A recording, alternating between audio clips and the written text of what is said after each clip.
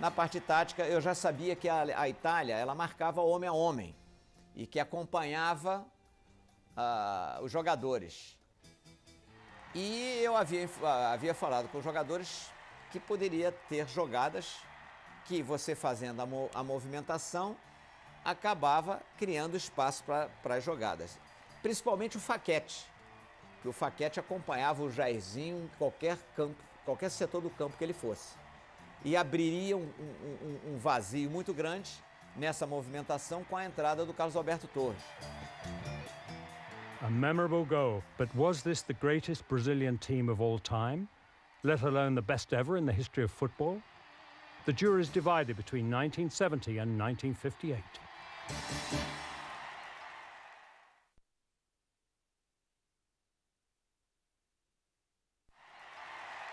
Para mim, o melhor time que eu vi jogar no Brasil foi o de 70.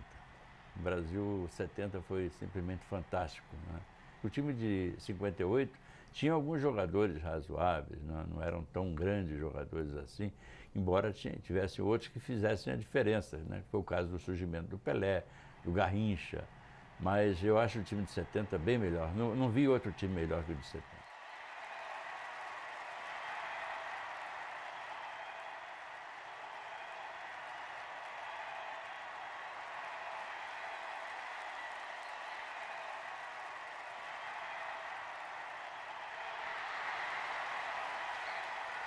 Ils ont choisi 70, pourquoi? Parce qu'en 70, il y a eu la télé. Donc tous les matchs ont été montrés avec... Mais si on compare les deux équipes, l'attaque, je veux bien qu'on compare les deux attaques, mais la défense, il n'y a pas photo, hein. Se eu tivesse que escolher entre os dois, para eu levar comigo para uma ilha, eu levaria a Copa de 58. A equipe de 58 era uma equipe mais coesa, era uma equipe de mais nível técnico. E ela tem uma virtude que a de 70 não tem. Ela foi a primeira, ela é o primeiro beijo, que a gente não esquece nunca. Ela foi a primeira a ganhar. E isso envolve ela com uma aura, uma mística.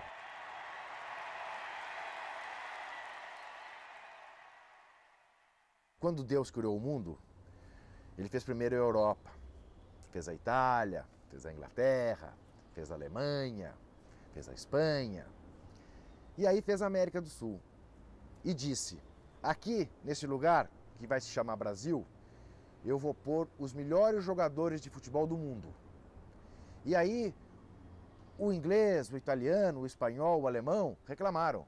Mas por quê? No Brasil, os melhores jogadores do mundo. Falei, fiquem tranquilos, eu vou pôr também os piores dirigentes do mundo. Nowhere is this Brazilian conundrum better illustrated than in the port city of Santos, 60 kilometers to the southeast of Sao Paulo. For the best part of a decade, this was perhaps the most powerful football city in the world. Today, it barely registers on the map. By rights, the Villa Belmiro should be one of the great temples of world football. But the home of the famous Santos team is a fading ruin that echoes only with past glories. In the 18 years Pelé played for Santos, the club won 24 major trophies, including 2 Copa Libertadores and 2 World Club Championship titles. In the quarter century after Pelé retired, they won just 4.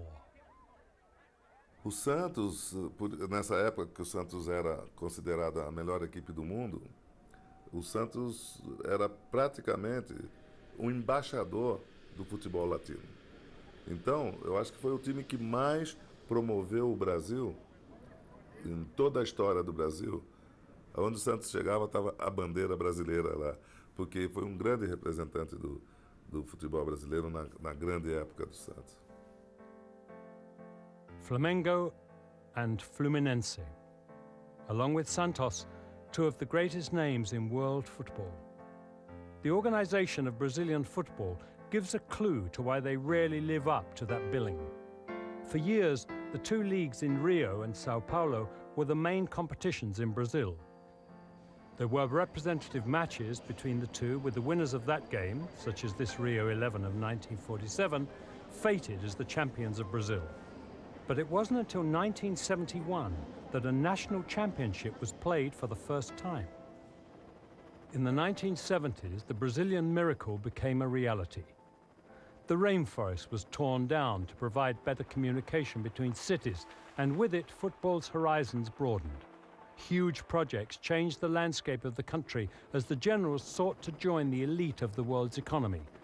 The national championship was part of this national vision.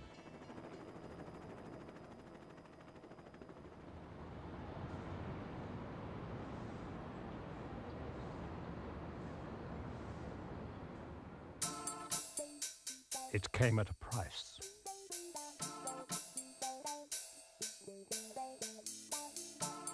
By 1979, the league had grown to 94 clubs, all battling for the title. What started as a good idea descended into chaos. Clubs like Flamengo complaining of having to travel around the country to play teams which before 1971 no one had ever heard of. Perhaps the most damaging of all, the standard of play fell alarmingly. Violence on the pitch matching an ever-growing trend off it.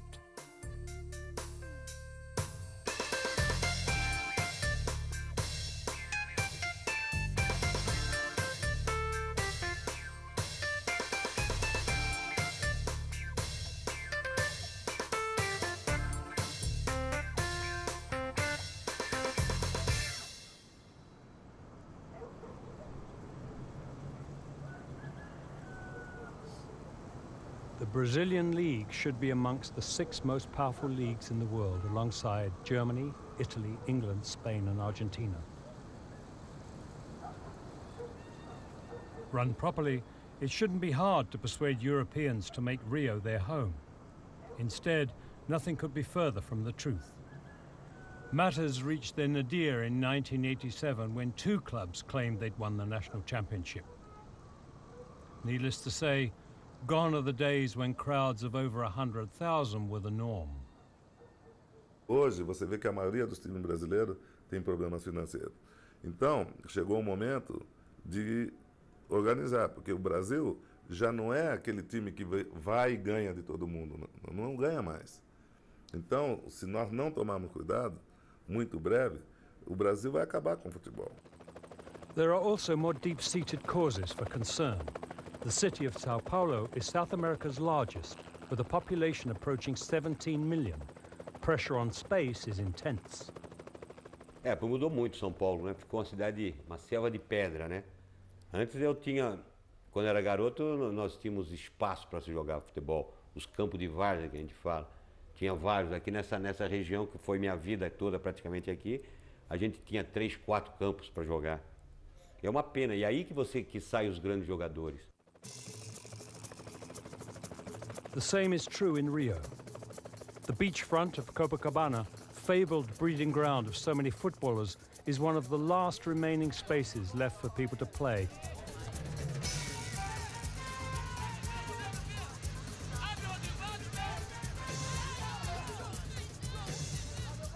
This is seen as the heart and soul of Brazilian football and the synthesis of Brazilian culture. This is where football mixes with sex and music. Here, the chronic poverty that affects vast numbers of Brazilians is forgotten. Here, everyone is equal. But how much of this is a facade? Zico remains one of the most popular folk heroes of Brazilian football. So when he started a football school in line with the academies of European clubs, he wasn't short of applicants. But one look around the mainly white faces of the kids gives a clue to perhaps the greatest challenge facing Brazilian football.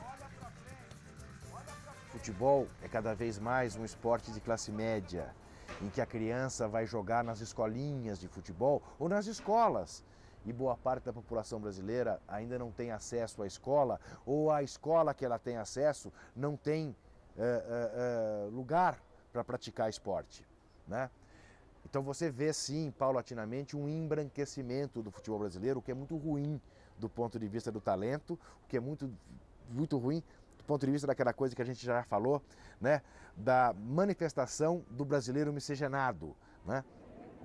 Another worry is the flood of players leaving the country. Brazilians, like 1950 star Gilinho, have always made the journey across the Atlantic. But not one of the first 3 World Cup winning squads played their club football in Europe. Since the start of the 1990s, though, the trickle has become a flood. Ronaldo was gone by the age of 17. Many youngsters now never play for a Brazilian club. Para mim foi uma ponte muito importante, onde eu aprendi muito já no futebol europeu, ter noção do que eu queria, e o que eu queria mesmo era chegar ao Campeonato Espanhol e ao Campeonato Italiano.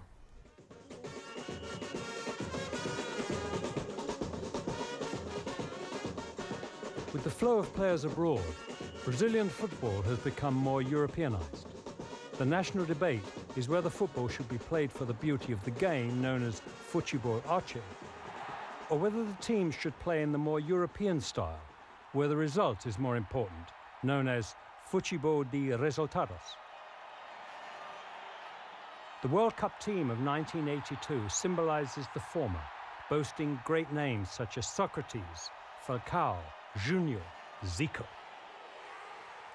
Coached by Tele Santana, many claim they embodied a philosophy far higher than the mere winning of a trophy. Eu prefiro futebol de arte, futebol de gols, futebol ofensivo, porque o grande objetivo do futebol é o gol. Bom, essa questão da forma representar a nossa cultura é importantíssima, eu acredito que seja fundamental. Nesse período todo que eu acompanho o futebol, e sem dúvida alguma, Tele Santana para mim é aquele que de alguma forma sempre buscou essa forma de expressão cultural que tem a ver com o nosso povo. Porque eu acho que o futebol sendo jogado dessa forma, como se chama o futebol arte, eu acho que ele é mais importante do que o futebol de resultado somente. O futebol tem que ser jogado mais dentro de um estilo que possa aparecer toda uma equipe e não simplesmente alguns jogadores.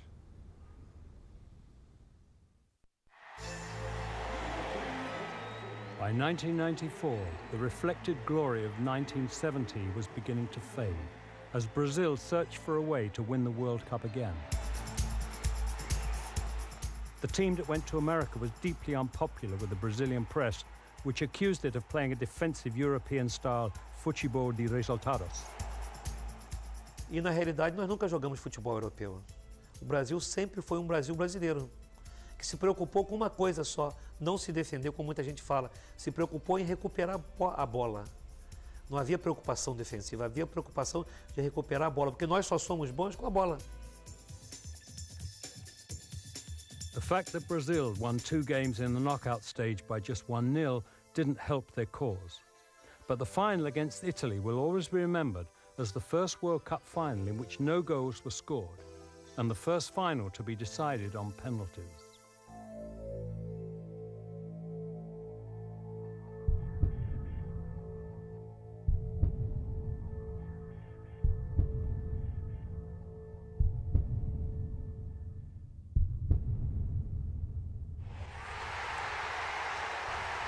Noi abbiamo avuto un inizio difficile, soprattutto per il caldo c'era 40 gradi, volendo fare un gioco molto aggressivo diventava veramente complicato correre tanto.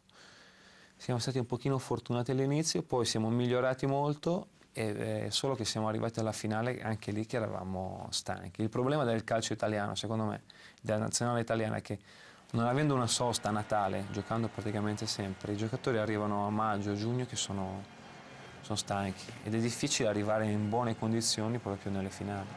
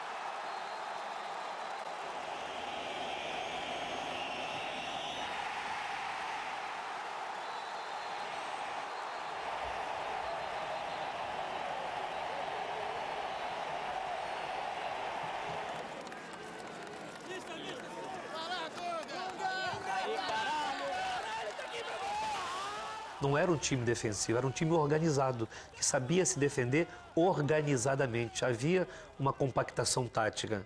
Então nós sempre jogamos com linha de 4, marcação por zona, bola no chão, a gente não saía com chutões. Então, na hora que tinha posse de bola, futebol brasileiro. Sem a bola, um futebol organizado. Não era nem futebol europeu, porque a gente nunca marcou, ou mesmo, sempre marcamos por zona, marcamos o espaço dentro da característica do jogador brasileiro, dentro da característica da escola brasileira. O que aquele time tinha era uma determinação e não deixar o adversário jogar, recuperar a bola dentro do nosso campo. E nós surpreendemos o europeu com isso. Porque o europeu gosta de jogar contra o time brasileiro quando tem espaço. Nós não demos esse espaço e por isso tomamos só 3 gols e por isso fomos campeões do mundo. Roberto Baggio's miss gave the World Cup to Brazil for a 4th time, though this team seems certain to suffer at the hands of history. Não era um time defensivo, era um time organizado, que sabia se defender organizadamente. Havia uma compactação tática. Então nós sempre jogamos com linha de 4, marcação por zona, bola no chão, a gente não saía com chutões. Então, na hora que tinha posse de bola, futebol brasileiro. Sem a bola, um futebol organizado. Não era nem futebol europeu, porque a gente nunca marcou, ou mesmo, sempre marcamos por zona, marcamos o espaço dentro da característica do jogador brasileiro, dentro da característica da escola brasileira. At the beginning of the 21st century, Brazil's position as the world's foremost football country was under challenge as never before. A humiliating defeat at the hands of Honduras in the Copa America, a congressional committee of inquiry into alleged financial wrongdoings in football, and numerous cases of forged passports belonging to players desperate to leave Brazil left confidence in the game at an all-time low. The fiasco of the 1998 World Cup final did little to help the situation.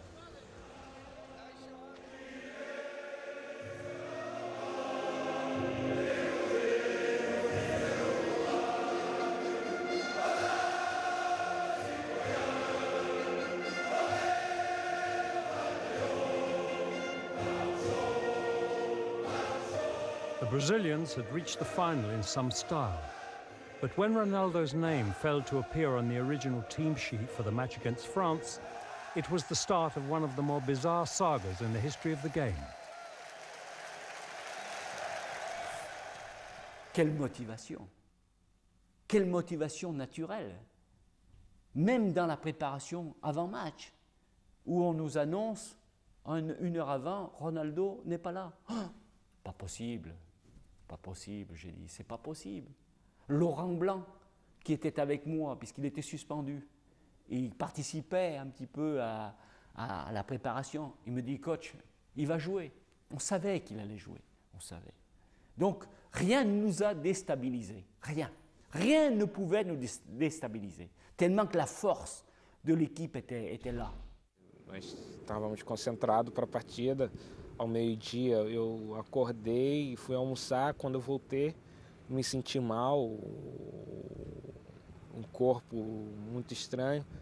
E tivemos a preocupação de ir a uma clínica, fazer alguns exames para saber se tinha acontecido alguma coisa. Então retornamos ao estádio com todos os exames, com toda a garantia de que eu podia jogar.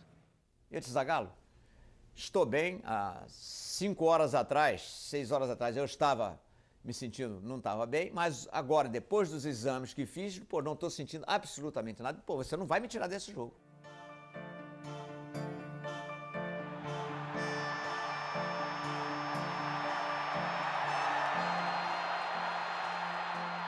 Naquele jogo, o inexplicável foi a apatia. Como se o time brasileiro tivesse tomado um sonorífero, um remédio para dormir. Nem reação.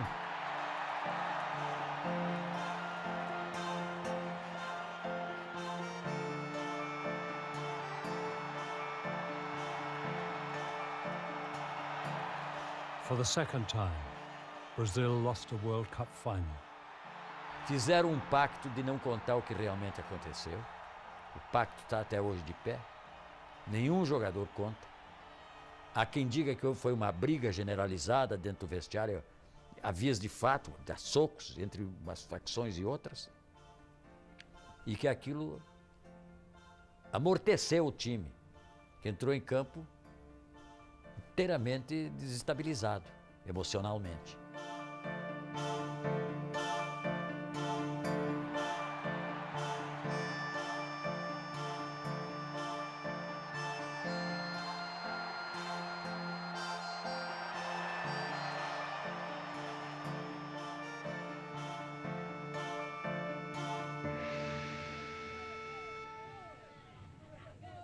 Whether in triumph or turmoil, Brazil has become symbolic of the World Cup. This is a country where the image of a kid from a favela growing up to become a world champion remains most potent.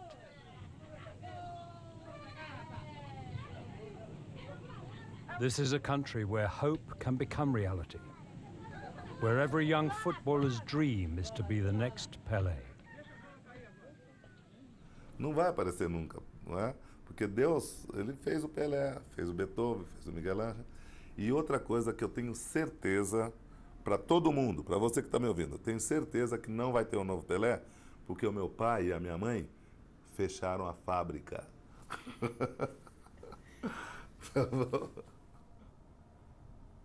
You understand what I mean? My father and my mother closed the machine.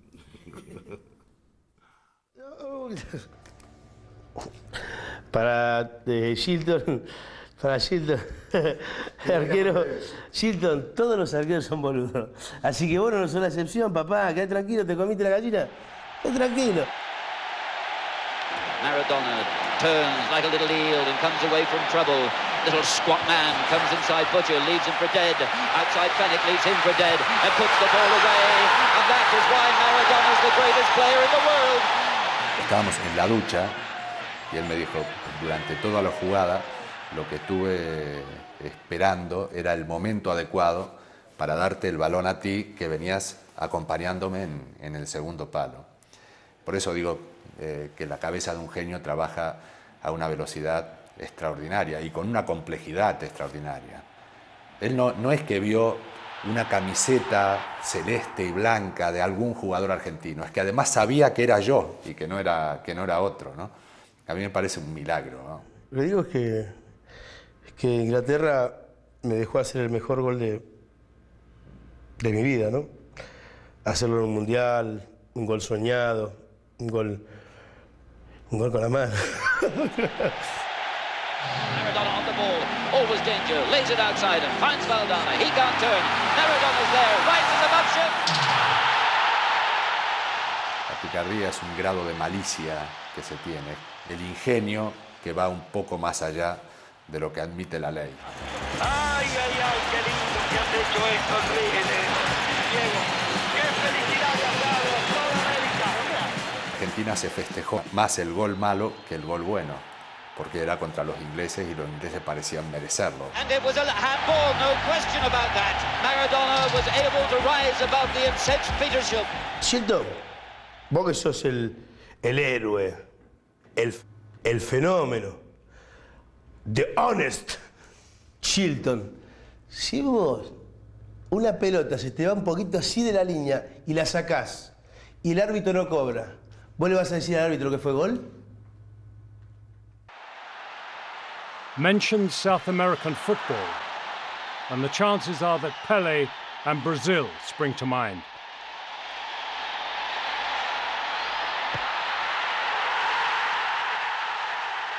But ask a South American as to the true power base of football on the continent, and they'll point you in a direction to the south of Brazil, to the vast River Plate estuary.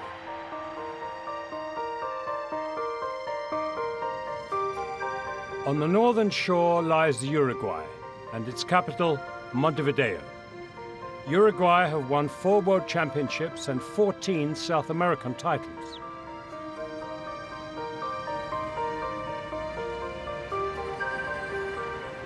On the opposite bank, Argentina, and its capital, Buenos Aires. Twice World Cup winners, they have won a record 15 South American championships. Compare that to the 6 won by Brazil, and the supremacy of the River Plate soon becomes apparent.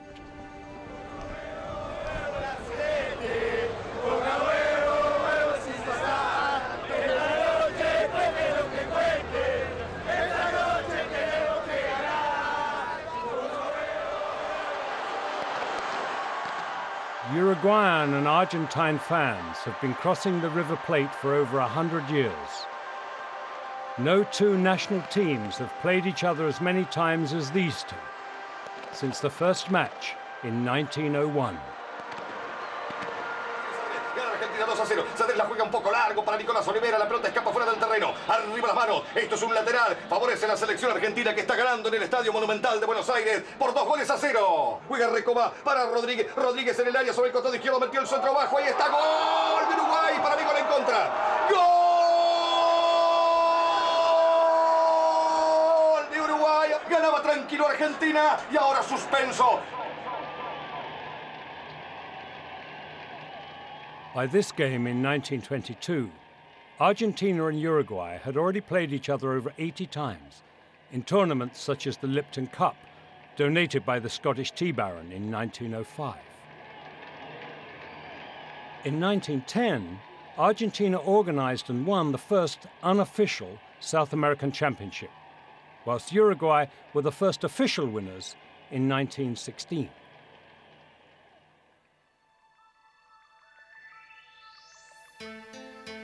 The booming trade of the late 19th century between Europe and South America centered around the docks of Buenos Aires. Some of the continent's oldest and most successful clubs came into being here, most notably Argentina's greatest club rivals, Boca Juniors and River Plate.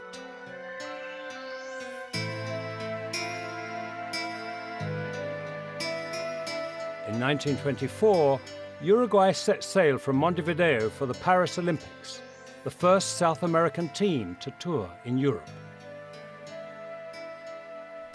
Fueron a probar suerte en Europa y dieron a conocer un fútbol novedoso. Se suponía que el fútbol uruguayo era, como todos los demás, hijo del fútbol inglés, lo que es verdad. Pero resulta que en América del Sur este papá británico había tenido hijos que no se le parecían demasiado. They arrived in Europe completely unknown. The Uruguayans noticed that their first opponents, Yugoslavia, had sent spies to watch them train. Y los uruguayos hicieron una práctica desastrosa. No invocaban una, pateaban la pelota a las nubes, hundían el pie en el piso en lugar de pegarle a la pelota, chocaban entre ellos, hicieron un verdadero desastre. Así que los yugoslavos informaron que eso era pan comido, que esa selección no valía nada, que era un mamarracho total. Uruguay thrashed the Yugoslavs 7-0. They reached the final, here against Switzerland, astonishing the Europeans with their brand of skillful, short-passing football.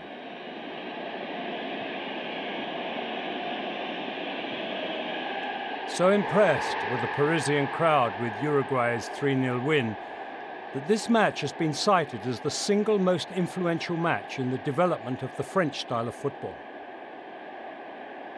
With a population of just 3 million, Uruguay had taught the Europeans a lesson and had become world champions.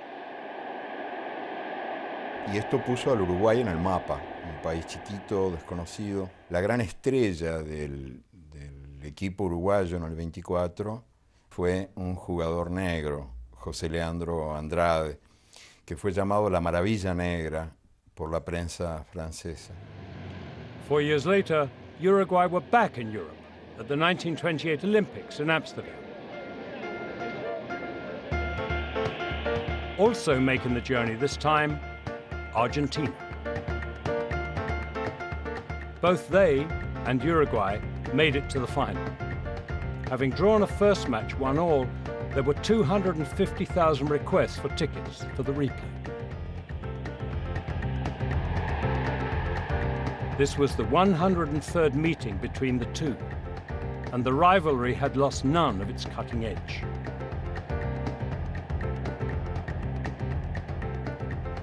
Argentina went behind to a Figueroa goal.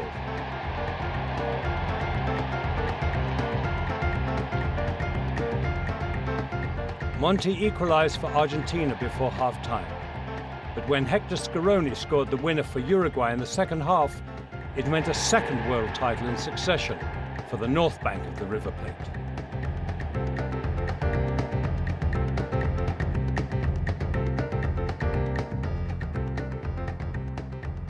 At the Amsterdam Olympics, Uruguay had been entrusted with hosting the first World Cup, to be held in 1930.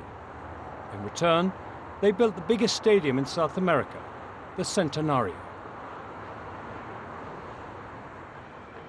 Wealthy, thanks to beef and wool exports, the Uruguayans built the stadium in less than a year. Two of the stands were named Colombes and Amsterdam to commemorate their Olympic triumphs. The stadium wasn't completed until after the tournament kicked off. By the time of the opening ceremony, 7 of the 13 participants had already been knocked out. The Uruguayans had offered to pay all travel and accommodation costs, but only France, Belgium, Romania and Yugoslavia bothered to make the long journey from Europe.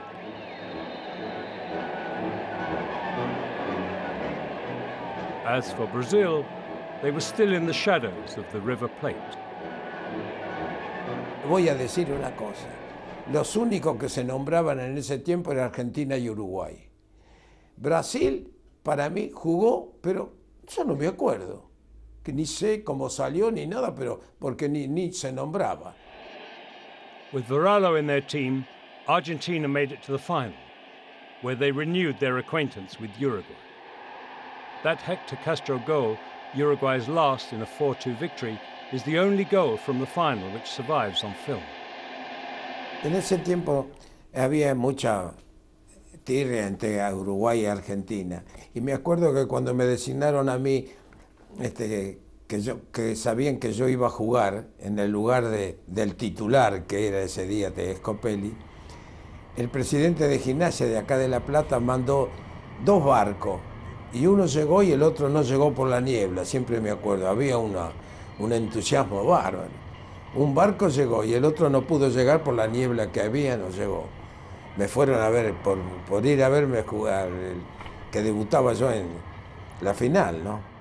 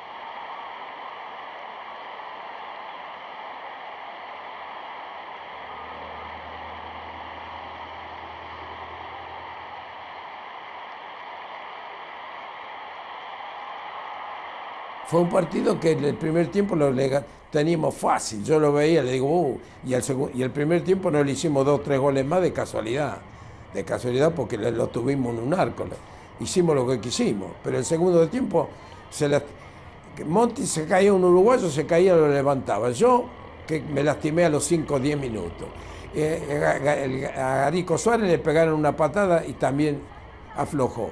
Y después Baristo, ¿a quién le iba a dar patada? Porque Chilín no era eran medio flojitos, buen jugador, pero no de garra y se aflojó el equipo. Vino un gol y vino el otro, y si seguimos jugando nos hacen 8, porque quedamos con 9 hombres al final.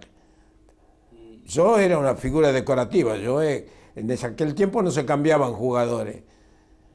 Pero no le quiero quitar el mérito a la que nos ganaron. Nos ganaron de más guapo. Uruguay, the first World Cup winners. With their 2 Olympic triumphs, it meant a hat-trick of world titles. Mi padre fue y tuvo que gritar a Uruguay porque si no lo mataban. Me acuerdo que me dijo. Tuvo que levantar la banderita, guardársela la Argentina. It was another embarrassing defeat for the Argentines, who broke off diplomatic relations with Uruguay. Over the next 30 years, Argentina remained aloof from world football. Uruguay declined to defend their title 4 years later in Italy, but the dominance of the River Plate in world football was beyond question. In Uruguay, the 3 world titles were explained as another example of their intrinsic fortitude, known locally as Garra Charrúa. La Garra Charrúa es la idiosincrasia nuestra, es de todo uruguayo, no solo jugador de fútbol, sino de todo uruguayo. Siempre quiere ir a más, siempre quiere llegar primero. Siempre, le ha gustado siempre las cosas difíciles, aunque en el fútbol siempre para nosotros fue difícil, ¿no?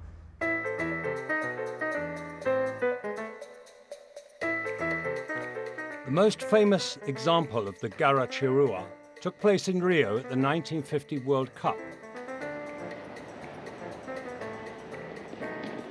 Brazil were firm favourites to beat Uruguay in the final match at the newly built Maracanã. 200,000 Brazilians packed the stadium. Victory speeches had been penned. The previous year, Brazil had won their first Copa America since 1922. Their first World Cup looked a certainty, especially when Friaca scored just after half-time. But in the 66th minute, Juan Schiaffino equalized for Uruguay. Los jugadores brasileños nos dimos cuenta que sintieron el impacto. Uno los tocaba y estaban fríos. Uno se daba cuenta que eso nos hacía ver a nosotros que podría faltar tiempo, pero que estábamos muy cerca de ganarlo. With just 11 minutes to go, Alcides Gigia scored, provoking the most profound silence in the history of football. Lo que pasa es que el juego uruguayo lo que tiene mucho amor propio. Van a la cancha y no les gusta perder. Entonces meten ese amor propio, eso de querer ganar, ¿sabes? Y entonces por eso a veces sacan resultados que no se esperan. Eu saí de lá andando, saí sozinho. Sempre morei aqui em Niterói, né? Eu saí de lá, eu não sei, nunca, não sei, até hoje não sei como cheguei aqui. Eu encontrava com as pessoas, eles diziam, Isa, não deu, pô, não deu. Não, levanta a cabeça que não deu, pô. Assim, as pessoas na rua. Mas aí uma imprensa fez uma campanha.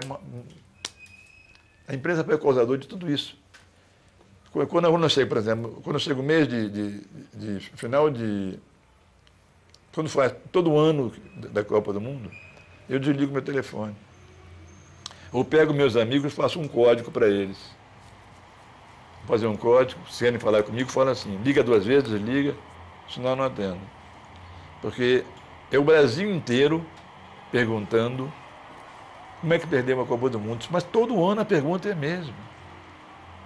Teve um amigo meu que escreveu um livro chamado Anatomia de uma Partida. Ele fez um livro sobre somente um jogo, a Copa do Mundo, ou a partida contra o Uruguai.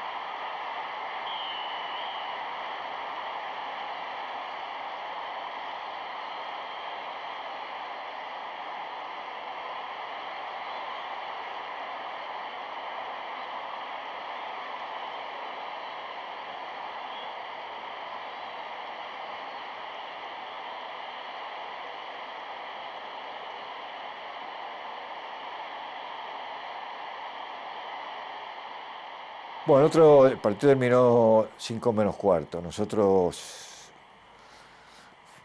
dimos la vuelta olímpica, recibimos la copa y fuimos para los vestuarios. Estuvimos hasta las 8 de la noche para salir, porque no sabíamos qué podía pasar, ¿no? A las 8 de la noche, ya era de noche, y salimos y fuimos hacia el hotel. No pasó nada, tranquilo al hotel. Y en el hotel cenamos ahí, y era el 16. El 17 tuvimos que estar en Río, pues nosotros nos vinimos el 18 recién. Y no sabíamos si salir o no salir, por la reacción del público. Y entonces decidimos salir, hicimos grupos de 4 o 5 y salimos. Y al contrario, mira, yo quedé encantado con el público brasilero porque nos conocían, que éramos que habían sido los campeones del mundo, y nos saludaban, nos felicitaban. Un gesto muy, muy lindo el público.